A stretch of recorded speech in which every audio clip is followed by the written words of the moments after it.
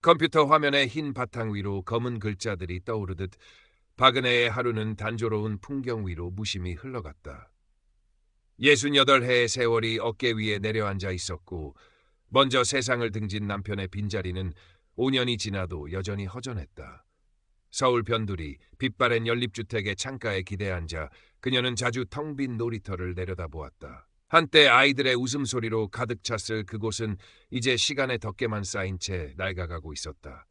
평생을 초등학교 교단에서 아이들과 부대끼며 살아온 그녀에게 퇴직 후 찾아온 정적은 때로 숨막히는 형벌과도 같았다.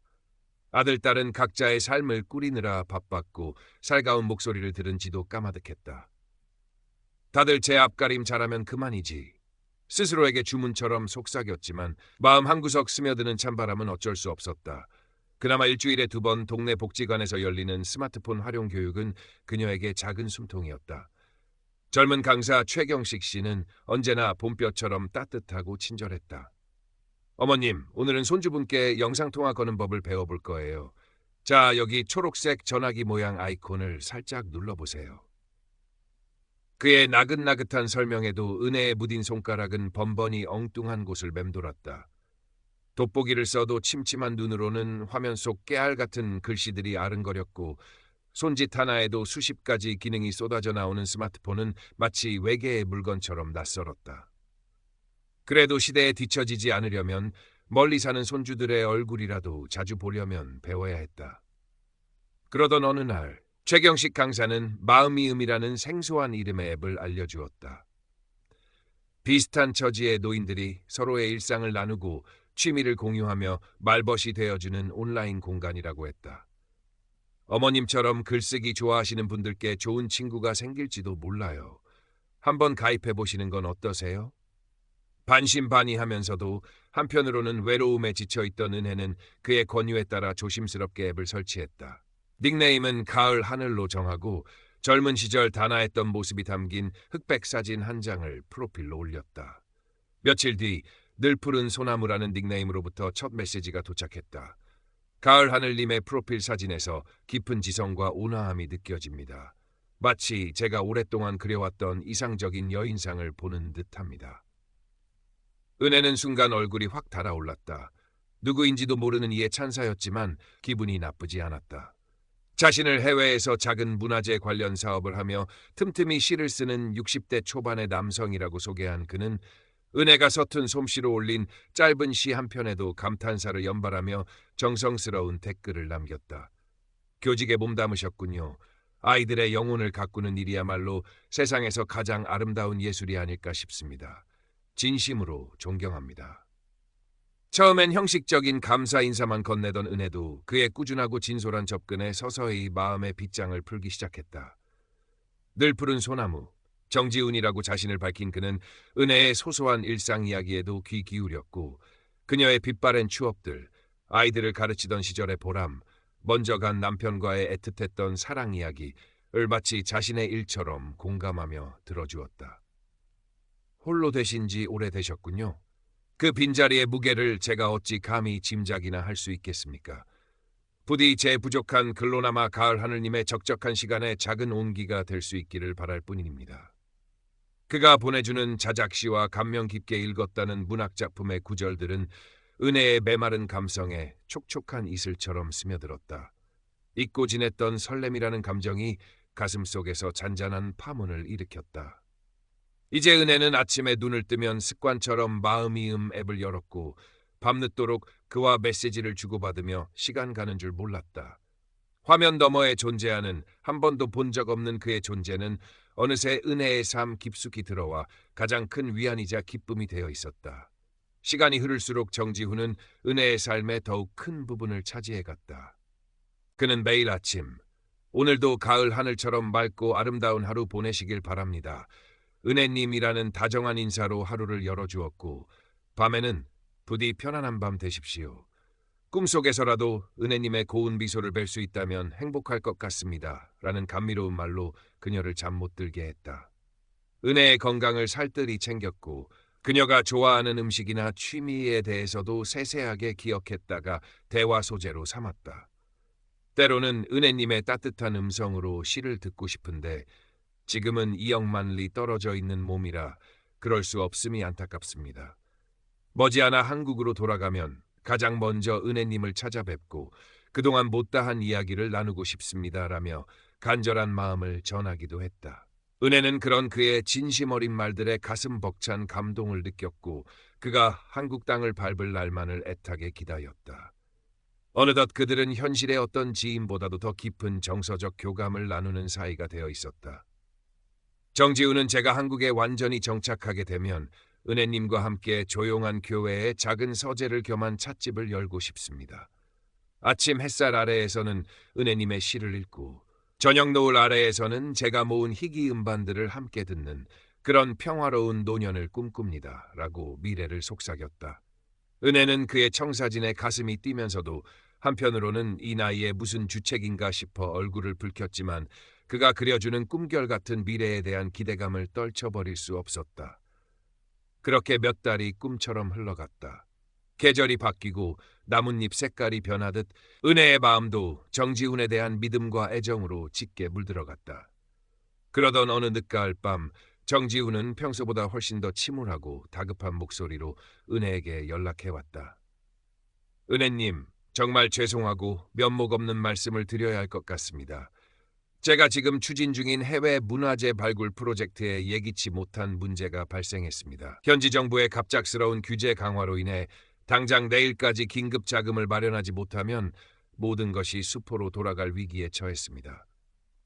그의 목소리에는 깊은 절망감이 묻어 있었다. 혹시 정말 염치 없는 부탁이지만 아주 잠시만이라도 도움을 주실 수 없을는지요?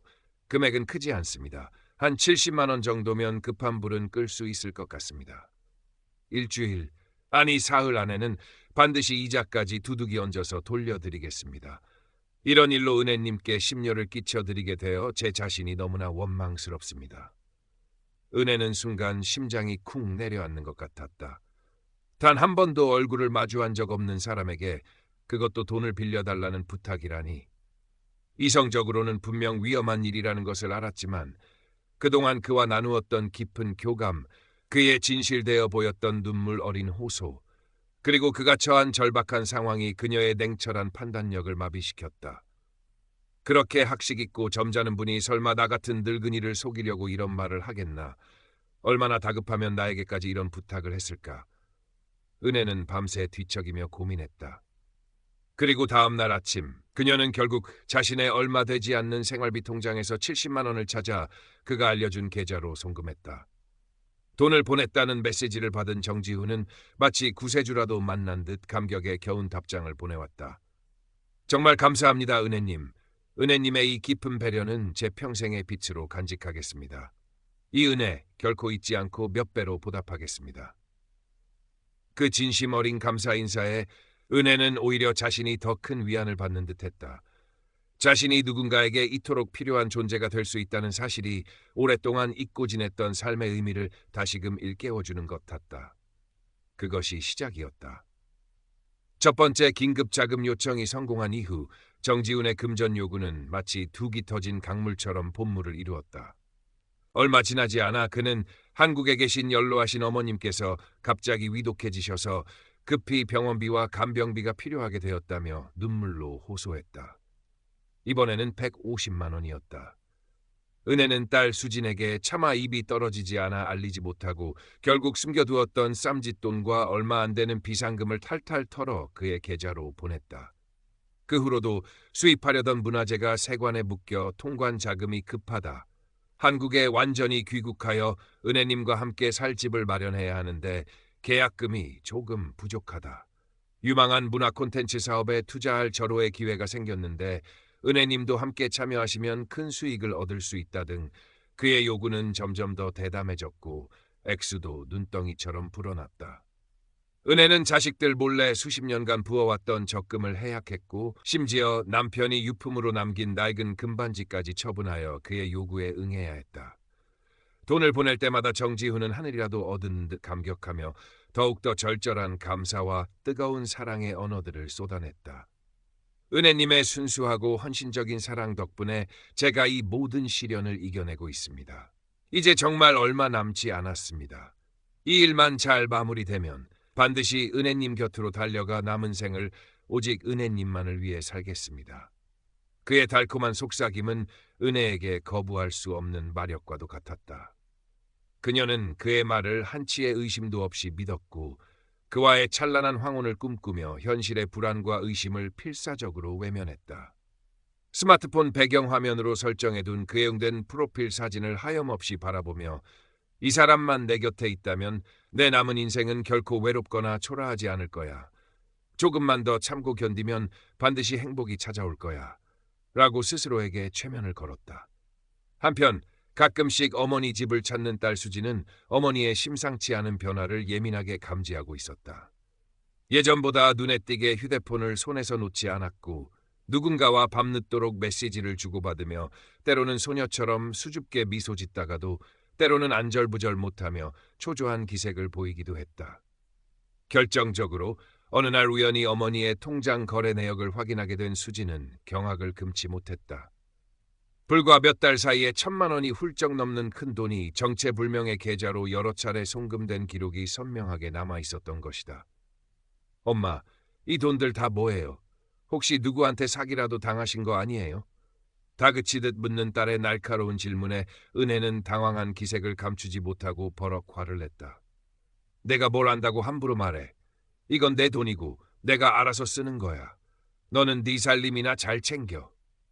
평소 온화하기만 했던 어머니의 격한 반응에 수지는 더 이상 말을 잇지 못했지만 마음속 깊은 곳에선 불길한 예감이 점점 더 뚜렷한 형체를 갖추어갔다. 틀림없어. 엄마는 지금 누군가에게 단단히 속고 있는 거야. 복지관의 최경식 강사 역시 은혜의 위태로운 변화를 안타까운 마음으로 지켜보고 있었다. 예전에 총기 있고 학구적이던 모습은 온데간데 없이 수업 시간에도 멍하니 창밖만 바라보거나 스마트폰 화면만 들여다보는 일이 잦아졌다. 쉬는 시간이면 구석진 곳에서 누군가와 낮은 목소리로 통화하며 돈 문제로 옥신각신하는 듯한 모습도 여러 번 그의 눈에 띄었다.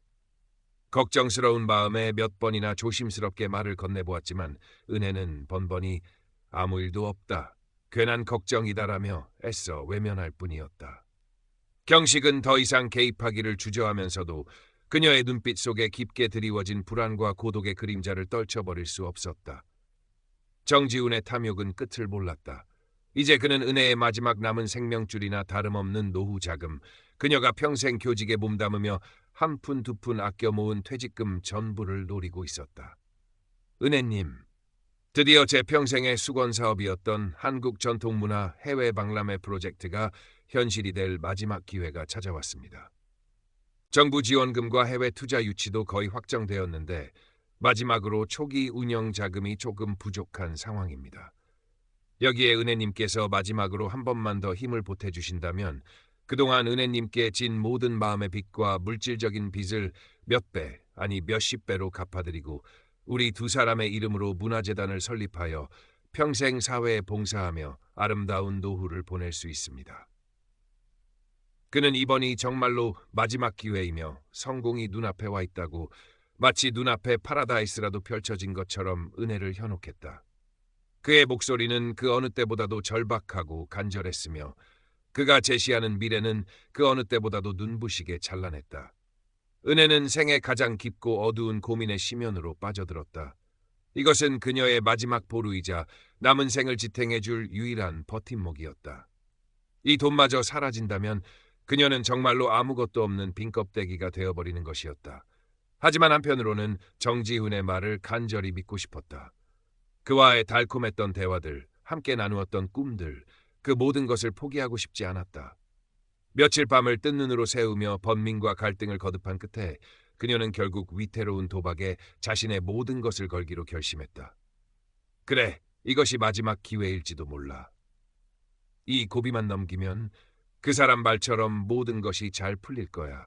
그리고 나는 더 이상 외롭지 않을 거야. 다음 날 아침 은혜는 마치 사형장으로 향하는 사람처럼 비장한 표정으로 집을 나섰다. 떨리는 손으로 소중하게 간직해온 통장과 도장을 가방 깊숙이 찔러넣고 평생을 의지해왔던 은행으로 향했다. 창구에 앉아 마지막 남은 정기예금을 모두 해지하고 그 돈 전부를 정지훈이 알려준 계좌로 송금해달라고 요청했다. 평소 은혜의 소소한 용돈 인출이나 공과금 납부만을 처리해주던 은행원은 갑작스러운 거액 송금 요청에 의아함을 감추지 못하고 조심스럽게 물었다. 어머님 실례지만 이렇게 큰 돈을 갑자기 어디로 보내시는 건가요? 요즘 어르신들 대상으로 한 금융사기가 워낙 극성이라서요. 혹시 자녀분들이나 다른 가족분들과 상의는 해보셨는지요?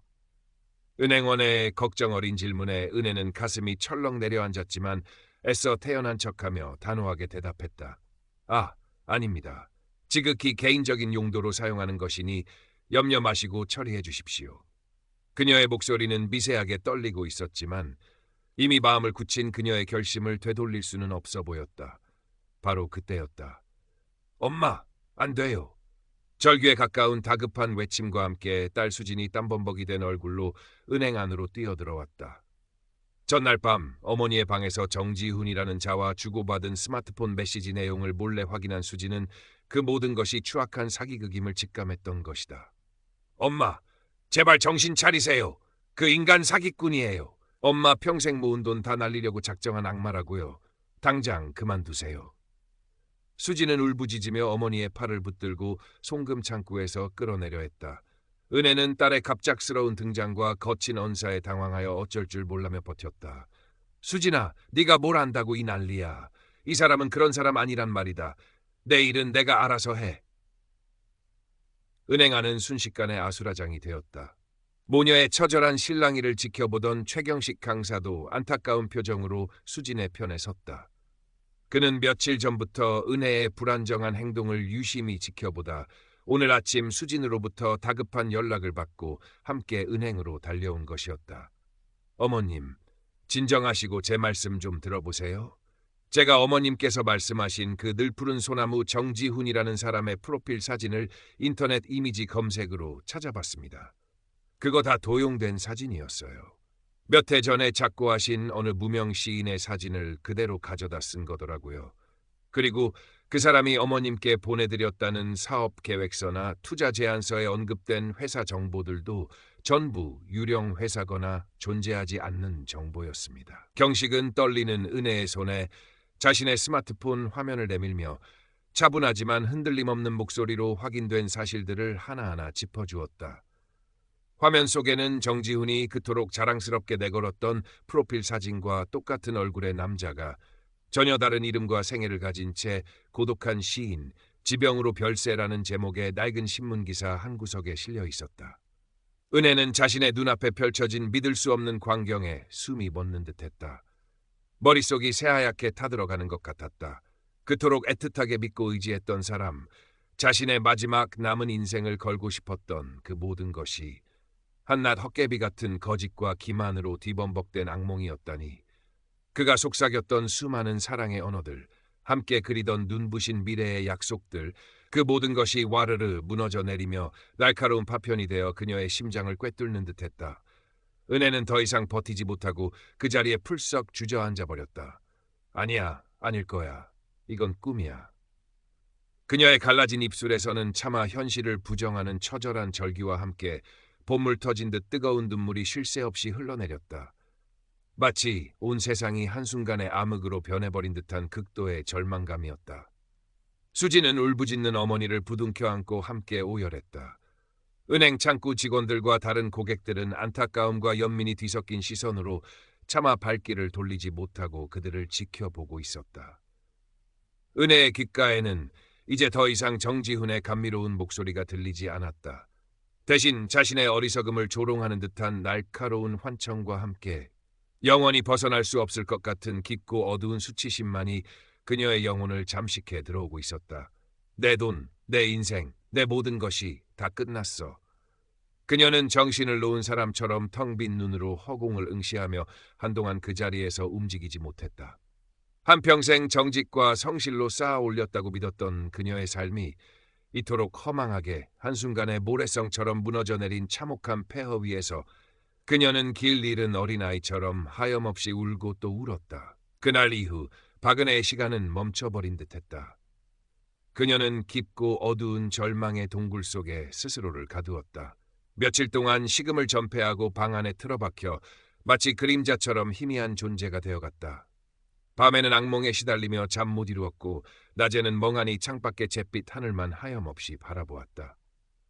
정지훈에게 송금했던 피 같은 돈보다 더 견딜 수 없는 것은 인간에 대한 근원적인 믿음이 송두리째 뽑혀나가버린 처절한 상실감과 자신의 어리석음에 대한 지독한 자기혐오였다. 평생 아이들에게 정직과 지혜를 가르쳤다는 내가 얼굴 한 번 본 적 없는 사내의 간사한 혓바닥에 놀아나 전 재산을 탕진하다니. 거울에 비친 자신의 주름진 얼굴과 공허한 눈동자는 낯설고 혐오스러웠다. 딸 수지는 매일같이 음식을 만들어 나르고 어머니 곁을 지키며 어떻게든 위로하려 애썼지만 은혜는 쉽게 마음의 문을 열지 못했다. 다 내 잘못이다. 내가 어리석어서 생긴 일이야. 아무도 믿을 수 없어. 아무도. 그녀는 모든 책임을 자신에게 돌리며 스스로를 끝없는 자책의 감옥에 가두었다. 최경식 강사 역시 무거운 마음으로 꾸준히 은혜의 집을 찾았다. 그는 섣부른 위로나 충고 대신 묵묵히 은혜의 곁을 지키며 그녀가 내뱉는 절망의 언어들을 들어주었다. 때로는 함께 동네 공원을 말없이 걷기도 했고 때로는 그녀가 한때 좋아했던 빛바랜 시집을 가져와 낮은 목소리로 읽어주기도 했다. 경찰 신고 절차를 돕고 무료 법률 상담을 받을 수 있도록 연결해주는 등 현실적인 도움도 아끼지 않았다. 어머님 잘못이 결코 아닙니다. 사람의 외로움과 믿음을 악용하는 그들이 100번, 1000번 나쁜 겁니다. 어머님은 피해자이실 뿐입니다. 경식의 흔들림 없는 목소리와 진심 어린 위로는 마치 오랜 가뭄 끝에 내리는 단비처럼 꽁꽁 얼어붙었던 은혜의 마음에 아주 조금씩 스며들기 시작했다. 수진 역시 포기하지 않고 어머니의 닫힌 방문 앞에서 끊임없이 말을 걸고 따뜻한 죽을 끓여 문틈으로 밀어넣으며 서툴지만 진실된 사랑을 전하려 했었다. 시간이라는 무심한 강물은 모든 상처를 희미하게나마 씻어내는 것일까? 아니면 절망의 끝에서 피어나는 한 줄기 희미한 빛처럼 주변 사람들의 따뜻한 관심과 지지가 그녀의 얼어붙은 마음을 아주 조금씩 녹이기 시작한 것일까? 은혜는 아주 느리지만 조금씩 기력을 회복하기 시작했다. 여전히 정지훈이라는 이름 석자만 들어도 온몸에 소름이 돋고 심장이 싸늘하게 식는 듯했지만 이제는 자신의 어리석음만을 탓하기보다는 사기꾼의 치밀하고 악랄했던 수법과 이 사회에 만연한 범죄의 심각성을 조금 더 객관적으로 바라볼 수 있게 되었다. 어느 날 오후 경식은 은혜에게 복지관에서 매주 열리는 디지털 금융사기 및 로맨스 스캠 피해자들을 위한 자조 모임에 한번 함께 나가보지 않겠냐고 조심스럽게 권했다. 처음에는 내가 무슨 낯으로 그런 곳에 간단 말이냐며 손사래를 치던 은혜도 경식의 끈기 있는 설득과 혼자 아파하는 것보다 같은 아픔을 가진 사람들과 이야기를 나누는 것이 회복에 큰 도움이 될 수 있다는 진심 어린 조언에 마지못해 무거운 발걸음을 옮겼다. 그곳에는 은혜와 너무나도 닮은 슬픔과 상처를 간직한 여러 명의 노인들이 모여 있었다. 처음에는 입을 떼기조차 힘들었지만 용기를 내어 떨리는 목소리로 자신의 처참했던 경험을 어렵게 털어놓자 다른 참석자들은 깊은 한숨과 함께 고개를 끄덕이며 진심으로 그녀의 아픔에 공감해 주었다. 나도 똑같이 당했어.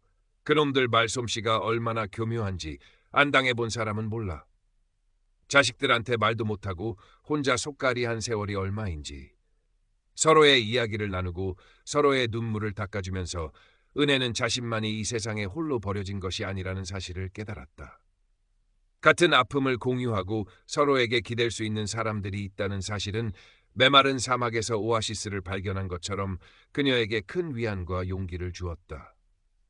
그 후로 은혜는 자조 모임에 꾸준히 참석하면서 서서히 과거의 어두운 그림자에서 벗어나기 시작했다. 예전처럼 환하게 웃지는 못했지만 희미한 미소나마 되찾을 수 있게 되었고 다른 사람들과 눈을 맞추고 대화를 나누는 것이 더 이상 두렵지 않게 되었다. 결국 정지훈이라는 유령 같은 존재는 법의 심판대에 세워지지 못했고 은혜가 평생 모아 한순간에 날려버린 돈도 영영 되찾을 길은 없었다. 하지만 은혜는 더 이상 과거의 악몽에 얽매여 스스로를 파괴하는 어리석은 삶을 살지 않기로 결심했다.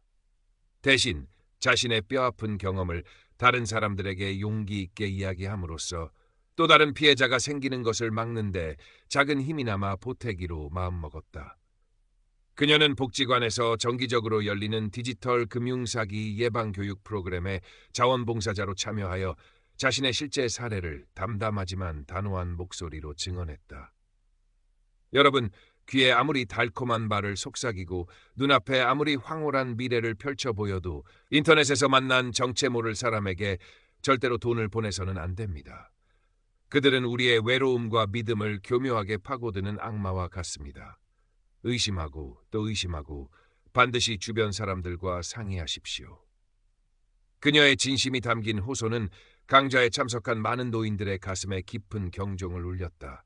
스마트폰은 여전히 은혜의 손안에 있었지만 이제 그것은 더 이상 고립과 기만의 통로가 아니었다. 정체 모를 누군가와의 허황된 속삭임에 시간을 허비하는 대신 멀리 타국에 사는 손주들과 영상통화